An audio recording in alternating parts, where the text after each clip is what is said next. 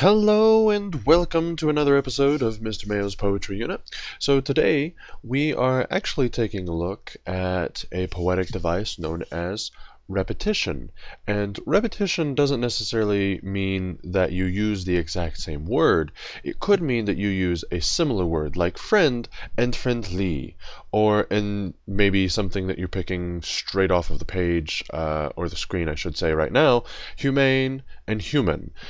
But repetition is this poetic device used for sometimes contrast, right, which is its own poetic device, and it's also sometimes used as this device, and I should say that it is used for emphasis. It's to emphasize either a contrast or a similarity. So let's take a look at this poem here. This poem is Untitled. And we're going to go ahead and read it, and then we're going to explore how repetition has helped develop the tone and the meaning of the poem. So here we go. Love the day, for the day it is. Gather to enjoy, but spread to destroy. Are we human or humane? Reasonable or reasonably insane? Gone forever if we distress, gone forever put to the test. Give it a moment, let it linger, hold, wait for it. Is it there? So, that's the end of the poem. Notice that we have several moments of repetition. Easy ones to pick out real quick is right here, smack dab in the middle of the poem. Human, humane. Reasonable, reasonably insane. Gone forever, gone forever. Yes, I know that's an F. I'm fairly certain that's supposed to be a G, right? I'm pretty sure it's not supposed to say phone forever. This is not, I don't know, whose line is it anyway, or Who Wants to Be a Millionaire? Would you like to phone a friend forever? That's alliteration using the same consonant. Anyway, so let's move on. This is repetition, using the same either word or phrase or something very close, reasonable, reasonably, human, humane, in order to emphasize something. Now, we actually see it used here in these two lines, human or humane, as if these two have opposite meanings. What does it mean to be human? Oh my goodness, my head just exploded trying to answer that question. And the author, the speaker for this, seems to have a very particular opinion, right? If we have contrast here, if this is supposed to be mirroring like a mirror, going on what's happening in the line below it. Reasonable or reasonably insane. If you are insane, you are not reasonable. But it may be said that you are reasonably insane, that people can reason, they can find a logical way of explaining that you are insane. So if there is this use of repetition here in the line that I have highlighted for you, of these contrasting images through the use of repetition, reasonable or reasonably insane, the author has given us, in what we're doing here is analysis, right? The author has given us some sort of little understanding of what's going on in this line. Are we human or humane? Humane has this very uplifting, very empathetic, giving, kind sort of connotation to it.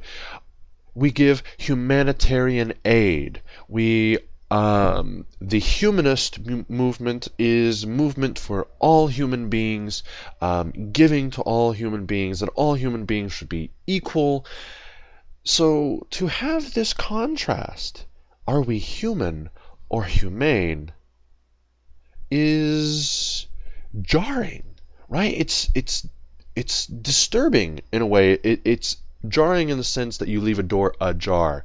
It unsettles us for a moment, because we have to ask ourselves, oh my goodness, what does it mean to be human? What does it mean to be reasonable? And let's take some of that meaning and move on with that, right? Gone forever if we distress, Gone forever, put to the test. What are we stressed out about? What's being put to the test? Or who's being put to the test? What is gone? These are questions that as a fellow human being, I might have an answer to it, but your interpretation out of this poem matters. Probably, for you, obviously, it matters more what you are taking from these words than it matters what Mr. Mayo is trying to explain, about his particular interpretation of the poem. So what I want you to do, in the comments below, you have the time, right? Either you have the time or you're not doing my homework right now anyway. So you need to be doing one or the other. Either you have the time or you need to be doing my homework anyway. In the comments below, I'd love to see what your guys' interpretation of this poem means. Oh my goodness, just in this one line alone, my head explodes. I'm left with the question, what does it mean to be human? And is that the same as being humane?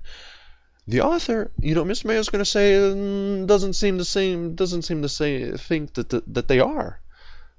And then I am left with the most mind-boggling question that I want you to answer in the comments below. Give it a moment. Let it linger. Hold. Wait for it. Is it there? Is what there? Give what a moment? Let what linger? What am I supposed to be thinking about? What is this poem trying to make me think about? Because my mind is whirring as fast as a whirligig. Yes, I know I just threw a word at you. You don't know what it is. Look it up.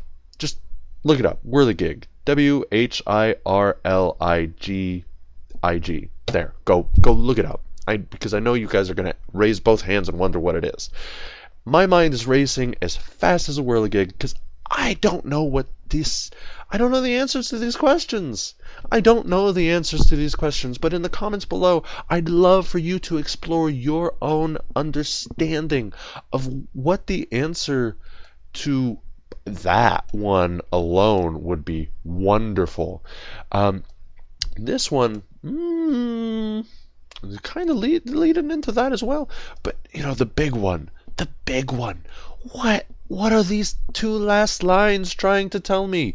And how does the repetition from earlier help me understand what question is being asked at the bottom of the poem? So, this has been an episode with Mr. Mayo exploring the poetic device known as repetition. So, thank you very much. Hope you have an awesome day, night, and don't forget to do your homework. Please don't. I don't like putting in zeros, so just do your homework. It sounds reasonable, right? Or is that reasonably insane to ask you to do your homework? Is it too distressing to put you to the test? Are you going to enjoy this or are you going to destroy this? I'm okay, I'm done. Have a great day. And as John Green, keeps telling us at the end of all of his episodes, don't forget to be awesome. All right, bye-bye.